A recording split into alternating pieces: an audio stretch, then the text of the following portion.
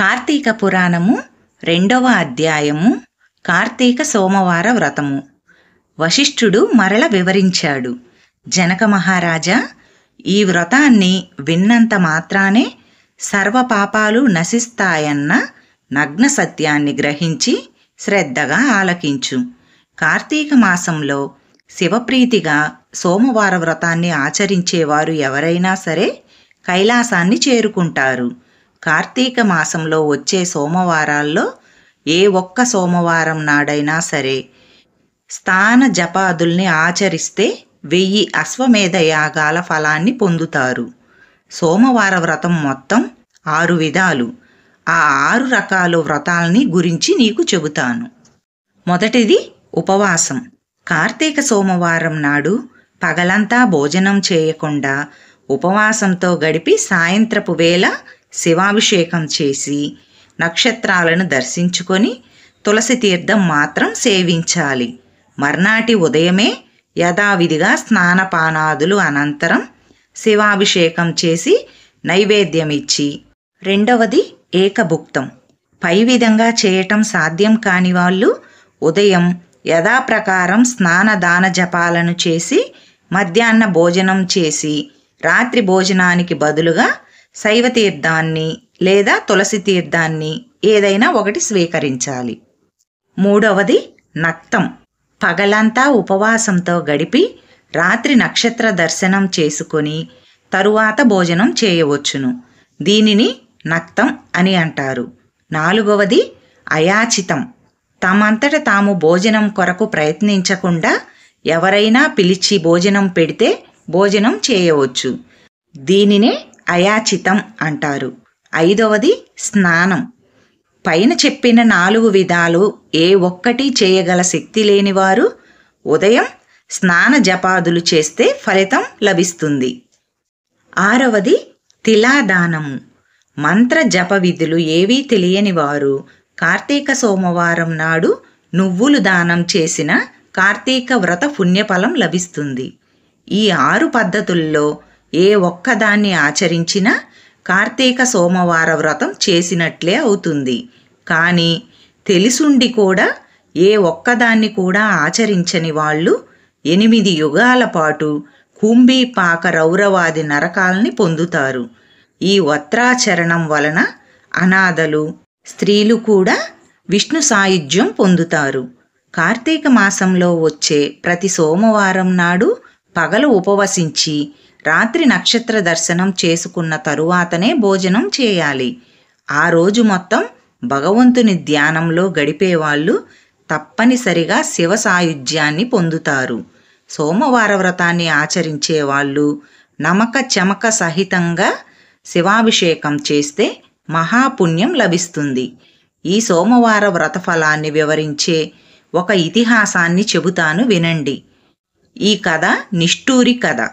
పూర్వం ఒకానొక బ్రాహ్మణుడికి నిష్ఠూరి అనే కూతురు ఉండేది. చూపురులని ఇట్టే ఆకర్షించే అందగత్తె ఆమె. ఎంతో విలాసంగా ఉండే ఆమెకి మంచి గుణాలు అబ్బలేదు. నిత్యం కాముకురాలుగాను దుష్టగుణం కలిగిన దానిగాను 10 మంది నోళ్లలో నానుతూ ఉండేది. ఆమె ప్రవర్తనకి తగినట్టుగా కర్కశ అని పిలిచేవారు. 10 మందిలో పరువు పోకముందే నిష్ఠూరుని బ్రాహ్మణుడైన మిత్రశర్మకిచ్చి పెళ్లి చేసి చేతులు దులిపేసుకున్నారు ఆమె తండ్రి. సదాచారుడు, సద్గుణవంతుడు, సరసుడు అయిన మిత్రశర్మ భర్తగా లభించటం వలన నిష్ఠూరికి పట్టపగ్గాలు లేకుండా పోయాయి. ఆమె ఆడింది ఆటగా, పాడింది పాటగా జరగసాగింది. ఆమె రోజు భర్తని తిడుతూ, కొడుతూ అవమానించసాగింది. అయినప్పటికీ తన వంశానికి మాయని మచ్చ వస్తుందన్న భయంతో చిత్రహింసలన్నిటినీ భరిస్తూ కాలం వెళ్ళబుచ్చసాగాడు మిత్రశర్మ.